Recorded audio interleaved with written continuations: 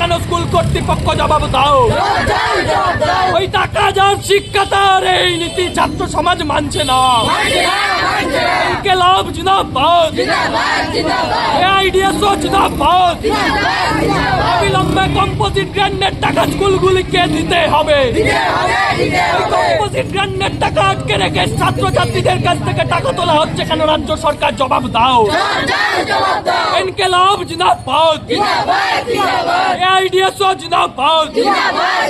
অবিলম্বে সরকার নির্ধারিত 240 টাকার বাড়তি ভর্তি ফি নেওয়া হচ্ছে কেন? স্কুল কর্তৃপক্ষ জবাব দাও। সংগঠন এআইডিএসওর পক্ষ থেকে জানেন যে গোটা দেশ জুড়ে শিক্ষা বাঁচানোর দাবিতে এআইডিএসও গোটা দেশ জুড়ে আন্দোলন গড়ে তুলছে। আমরা দেখলাম 2026 সালের যে শিক্ষাবর্ষে ছাত্রছাত্রীরা ভর্তি হচ্ছে, যেখানে সরকার নির্ধারিত ভর্তি ফি 240 টাকা, সেখানে এক এক স্কুল এক এক রকম, কোথাও 600, কোথাও 500, কোথাও 900, কোথাও 1800, 1200 এরকম ভর্তি ফিস নিচ্ছে। আমরা দাবি জানাচ্ছি যে এইভাবে যেভাবে সরকার নির্ধারিত ভর্তি ফিসের বাড়তি ভর্তি ফিস নিচ্ছে স্কুলগুলো, এটা কখনোই নিতে পারে না। বেআইনিভাবে স্কুলগুলো টাকা নিচ্ছে। কারণ যেখানে সরকার নির্ধারিত ভর্তি ফিস বলে দেওয়া হচ্ছে 240, সেখানে এই যে বাড়তি ভর্তি ফিস নেওয়া হচ্ছে, এটার প্রতিবাদে আজকে আমরা স্কুলে এসেছিলাম। এই স্কুলে গোয়ালজান রিফিউজি হাই স্কুল 600 টাকা ভর্তি ফিস নিচ্ছে। এর প্রতিবাদে ছাত্রছাত্রীরা আন্দোলন গড়ে তুলেছে এবং আমরা দাবি রাখছি এআইডিএসওর পক্ষ থেকে যে অবিলম্বে 240 টাকায় ভর্তি নিতে হবে। দেখা যাচ্ছে বিলের সামনে দিকে 240 টাকা লেখা আছে, যেখানে 240 টাকা দেওয়া আছে প্রথম যে পাতা রসিদের, সেই পাতায় 240 টাকা দেওয়া আছে। তার বাইরে পিছন পেজে আবার দেওয়া আছে সেখানে সরস্বতী পুজোর জন্য 120 টাকা, সেখানে ইলেকট্রিক বিলের জন্য 180 টাকা, আই কার্ডের জন্য 50 টাকা, স্টুডেন্ট হেলথ হোমের জন্য 10 টাকা, আরও অন্যান্য ফিস নিয়ে মোট 600 টাকা। আমরা দাবি করছি এআইডিএসওর পক্ষ থেকে না, সেখানে কোনো স্ট্যাম্প হয়তো সিগনেচার আছে, কিন্তু আমরা দাবি করছি যে স্কুল কর্তৃপক্ষ জানাচ্ছেন যে স্কুলের যে কম্পোজিট গ্র্যান্ডের টাকা সেটা সরকার দিচ্ছে না, সেই কারণে নিতে হচ্ছে। ভাবুন, যেদিকে সমস্ত কিছু চলছে সরকারের পক্ষ থেকে, কিন্তু এই স্কুলে টাকা দেওয়া হচ্ছে না, সেই কারণে ছাত্রদের কাছ থেকে জোর করে টাকা নেওয়া হচ্ছে। আমরা এআইডিএসওর পক্ষ থেকে গোটা রাজ্য জুড়ে আন্দোলন গড়ে তুলছি। আমরা দাবি রাখছি যে কম্পোজিট গ্র্যান্ডের টাকা অবিলম্বে স্কুলকে দিতে হবে এবং যে সরকার শিক্ষার ব্যয়ভার থেকে হাত গুটিয়ে নিচ্ছে, আমরা দাবি রাখছি যে সরকারকে শিক্ষার সম্পূর্ণ ব্যয়ভার সরকারকে নিতে হবে। আমার নাম সুব্রত মণ্ডল, এআইডিএসও মুর্শিদাবাদ জেলা সম্পাদক মণ্ডলীর সদস্য।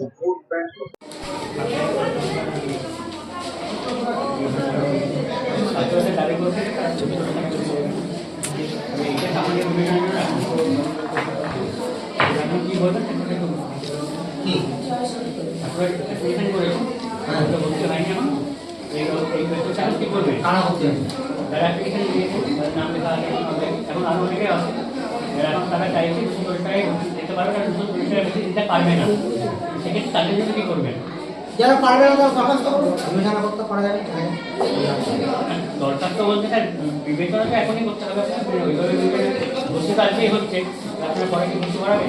হ্যাঁ, আপনি কি আমার সঙ্গে আজকে আমার ঘন্টা দিয়ে কথা হচ্ছে। হ্যাঁ হ্যাঁ, আপনাকে একটার পর একটা পয়েন্ট বললাম। এই যে না, ওনারা বাইক কিনেন, এই যে আমার এইগুলো, এই যে সায়েন্সের বায়ো সায়েন্সের টিচার, ম্যাথের টিচার, ফিলোসফির teacher, night guard, day guard, হ্যাঁ, এইগুলো কে দেবে? আমি এই স্কুলে চালাবো না? এই এলাকার জনগণই তো ওরা পড়বে না এখানে সায়েন্স দিয়ে?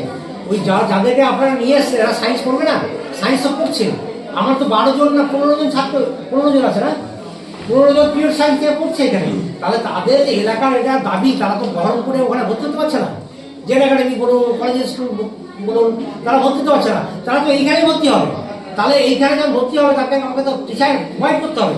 আমি তো এগুলোকে আমাদের বিদ্যালয়ের পয়সা দিয়ে আমরা নিয়োগ করছি, তাহলে আমরা এমন কি নিচ্ছি যে 600 টাকা আমরা নিচ্ছি, এমন কি নিচ্ছি বলুন তো? বিদ্যালয়ে কি বেশি নিচ্ছি আমরা? 240 টাকা কবে কবে আরটিআই কমিশন হয়েছিল? এই সর্বশিক্ষা মিশন ওটা কত? 2009 হ্যাঁ 2009 চালু হয়েছিল। 2009 আর আজ কত? আজকে কত সাল বলুন? কত সাল জন্মই গেল? হ্যাঁ, তাহলে আজকে কি চলে ওই টাকাতে স্কুল, একটা বিদ্যালয় চালানো যায় না, একটা হাই সেকেন্ডারি স্কুল চালানো যায় না?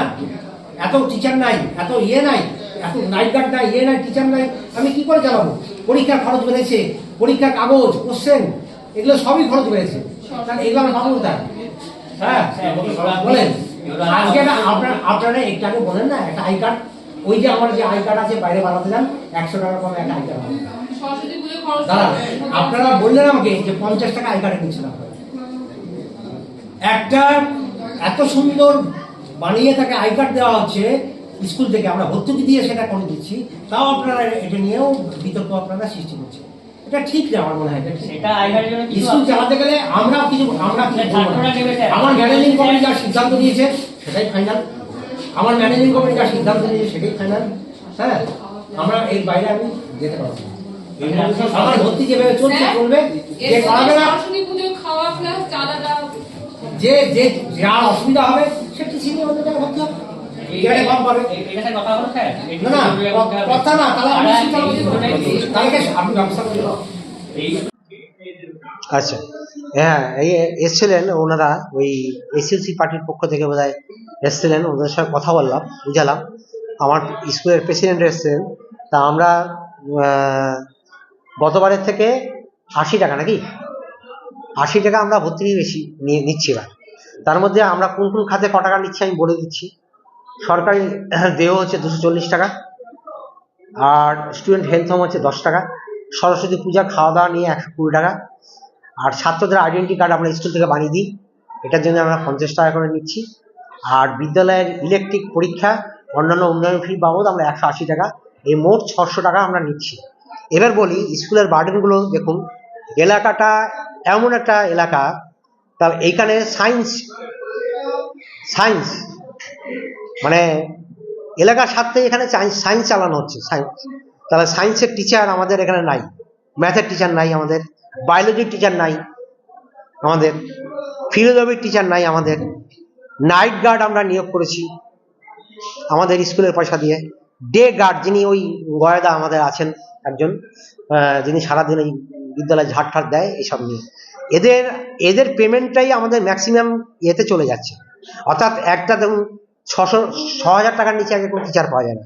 তাহলে বায়ো সায়েন্স, আপনার পিওর সায়েন্স, ম্যাথের টিচার, ফিলোজফি, নাইট গার্ড আর ডে গার্ড, আমাদের ম্যাক্সিমাম এই 600 টাকার মধ্যে ম্যাক্সিমাম টাকাটাই আমাদের এদের স্যালারি দিতে চলে যায়।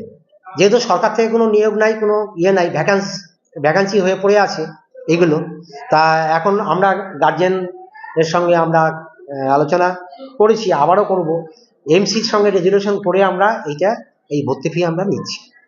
এই জন্য আপনারা কি উদ্বোধন কর্তৃপক্ষকে জানিয়েছেন বা ডিআই অফিসে জানিয়েছেন? না, আমাদের ডিআই অফিসে জানানো আমাদের সেরকম ওনারা কিছু বলেওনি, কারণ আমরা এক্সেসিভ ফি আমরা নিও না। যেমন গঙ্গার ওপারে, যেমন আমাদের ওপারে আমাদের যে কাশেশ্বরী, তারপরে আছে আইসিআই স্কুল, বন্যজনা বিদ্যাপীঠ স্কুল, আপনার মহাকালী, এইসব স্কুল থেকে আমরা ভর্তি ফি আগাগোড়াই কম নিয়ে থাকি। হ্যাঁ, যেহেতু এলাকার কথা ভেবে আমাদের এটা ইয়ে হয়। আর নিডি ছাত্র যারা আছে, গরিব ছাত্র, তাদেরকে আমরা ফ্রিতে আমরা অ্যাডমিশন করিয়েছি এবং করাবো আগামী দিন, যাদের দেওয়ার ক্ষমতা নাই। এই হচ্ছে বিষয়টা। বিষয়বস্তু এরা বলছে যে সামনের দিকে না রেখে পিছন দিকে বাকি ফিসটা লিখে দেওয়া হচ্ছে, যেমন একটা অভিযোগ করছেন।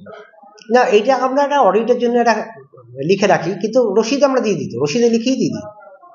আমরা যে রসিদ দিই না তা না, পাকা রসিদই দিই। রসিদটা কিন্তু পিছনে লেখা হচ্ছে। হ্যাঁ, পেছনে তো সরকারি এই অনুদানগুলো, বিষয়টা হচ্ছে কি যে এই অডিটের ক্ষেত্রে, ক্ষেত্রে না, এগুলো একটা ওরা এক্সেসিভ চাপ সৃষ্টি করে। অডিট ফি যা করেছে চিন্তাই করা যায় না। হ্যাঁ, আর একটা কথা, সমস্যার কথা আপনাদের বলি, এই যে এবার থেকে হলিস্টিক কার্ড আমরা পাইনি, 6 পাতা 5 পাতা করে। আসুন প্রেসিডেন্ট। হ্যাঁ, তা এই হলিস্টিক কার্ড জানেন তো, আমাদের বাইরের সংস্থা থেকে আমাদের এইগুলোকে বানিয়ে আনতে হচ্ছে। এটা বিরাট হ্যাবাক খরচ হয়ে গেছে। কাগজের দাম আপনারা সবই জানেন।